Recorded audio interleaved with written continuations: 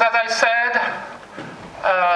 our founders are two French priests, Monseigneur Gilles Vac and Abbé, now Canon, Moreau.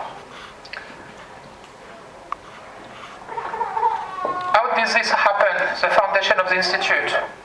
They were studying in Rome and working in Rome, having been ordained by the Pope, John Paul II, after studied in Genova with Cardinal Siri.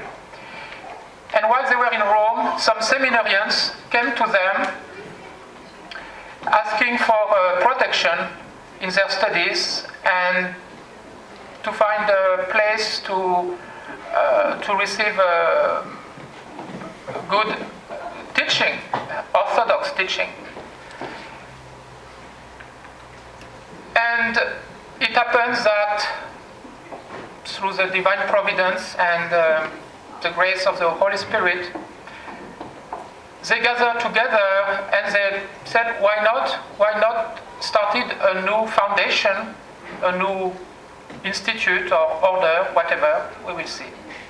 So they found refuge first in France, in a monastery in Moissac for 2 years. 2 priests and 3 seminarians.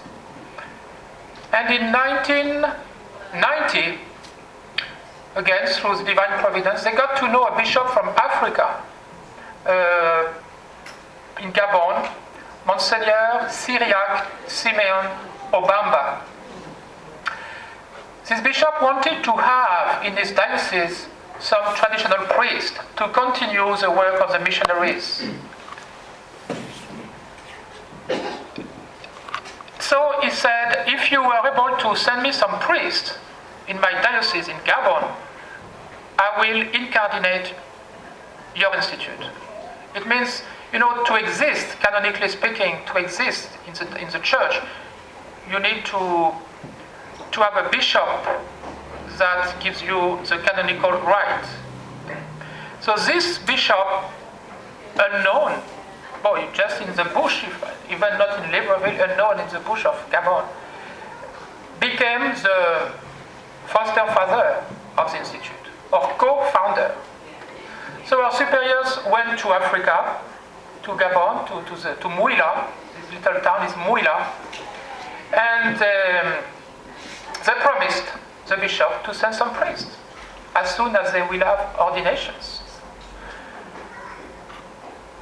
So it was in 1990. So it was the official birth of the institute.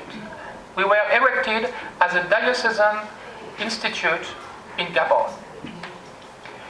The first ordinations started in 1990 with the second priest who joined the institute, and in 1991.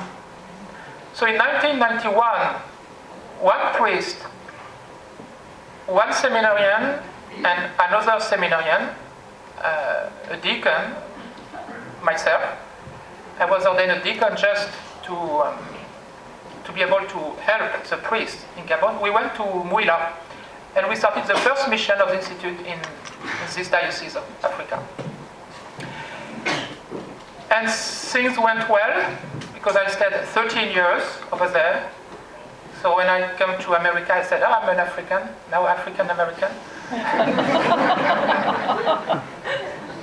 But I hope you understand that without the providence of this bishop in Africa, we would not, I don't know, maybe God would have found other way, but this is the way He chose.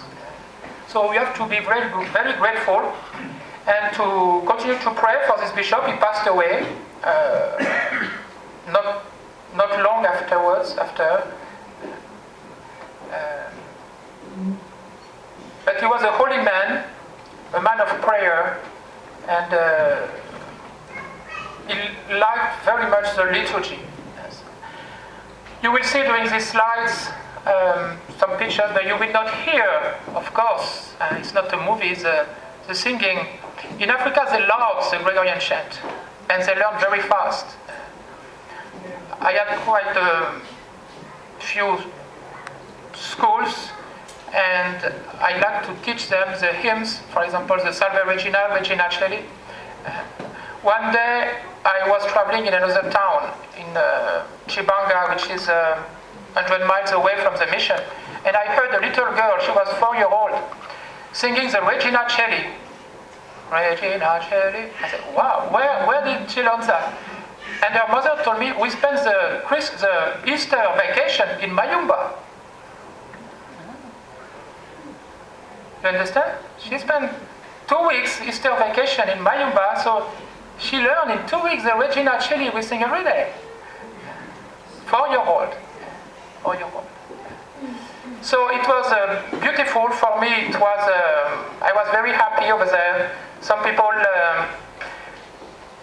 left their heart in San Francisco, according to the song. But I can say I left my heart, part of it at least, in the mission. And through the slides I will present you now, maybe you will understand.